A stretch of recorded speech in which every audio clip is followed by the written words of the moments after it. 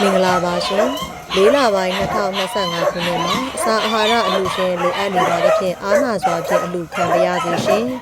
တကူလာပြင်းနဲ့ကြံအကျိုးအကျအကျက်အတက်နေလေးတွေမှာလှူဒန်းလိုရဲဆိုလို့ရှိရင်တော့ကျမတို့ကေယာကအပေခံဒုက္ခိတတရိษံတွေများကိုလည်းတတိယပေးကြပါအောင်လို့အထူးမေတ္တာရက်ခံအပ်ပါတယ်ရှင်ကျမတို့ကေယာလေးတည်ရှိတာ10နှစ်ကျော်ခဲ့ပါပြီရှင်စေရနာရှင်တို့ရဲ့အထိတ်မှတ်နေလေးတွေမွေးနေ့လေးတွေမှာ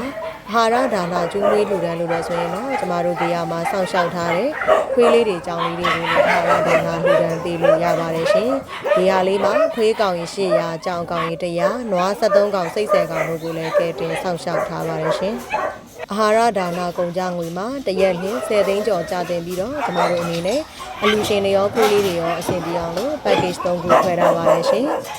ငါးဟင်းဖြင့်ထမင်းတနတ်စာလျင်3သိန်းကျပ်ကြက်လေပင်ယုံဟင်းဖြင့်ထမင်းတနတ်စာလျင်3သိန်း5000ကျပ်အမဲယုံဟင်းဖြင့်ထမင်းတနတ်စာလျင်2သိန်းကျပ်တို့ဖြင့်သတ်မှတ်ထားပါရှင်။နွားနဲ့စိတ်များကတော့တင့်တော်ရာမြက်ကောက်ရွေးအသီးနှံများကိုလည်းကျွေးမွေးလှူဒါန်းပေးပါတယ်ရှင်။စေတနာရှင်တို့အနေနဲ့ကျွေးမွေးလှူဒါန်းလိုပါကကျွေးမွေးလှူဒါန်းမည့်နေ့ရက်လှူရှင်နာမည်ကျွေးမဲ့ဟင်းတို့ကိုကြိုတင်ရွေးချယ်ပြီးတော့စရင်ပေးသွင်းနိုင်ပါတယ်ရှင်။အဝေးမှအလူရှင်များအနေနဲ့မိမိတို့ရဲ့အလူကိုပီတိပွားပြီးကုသိုလ်ယူနိုင်စေရန်အတွက် page မှာဓာတ်ပုံဗီဒီယိုဖိုင်များကိုလည်းအလင်းသင့်တယ်လို့တင်ပေးပါရရှင်။ဂေဟာလေးစတင်တည်ထောင်ချိန်မှစပြီးတော့အခုလိုမျိုး10နှစ်ကျော်သက်တမ်းရောက်ရှိလာတဲ့အချိန်ထိ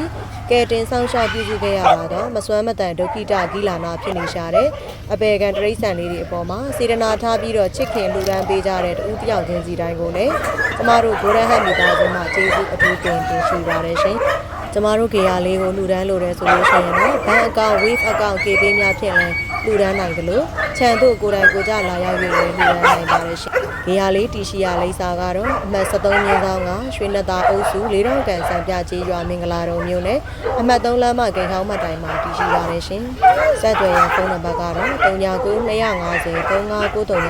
တို့ဆက်သွယ်နိုင်ပါတယ်ရှင်။အစားအစာအရာရာကုန်စည်နှုန်းများကြီးမြင့်သည့်ကာလနဲ့အခက်အခဲများရှိတဲ့ကာလဖြစ်တဲ့အတွက်အမတန်ကိုမှဂေယာလေးမှာရက်တရတာခက်ခဲနေတာပါရှင်။သို့ပါတော့ကြောင့်ကျေးဇူးပြုတဲ့ယခုအလူခံ post လေးကိုလည်းကူညီ၍ share ပေးကြပါအောင်လို့မေတ္တာရက်ခံခြင်းပါတယ်ရှင်။မိဘပြည်သူများအားလုံးလည်း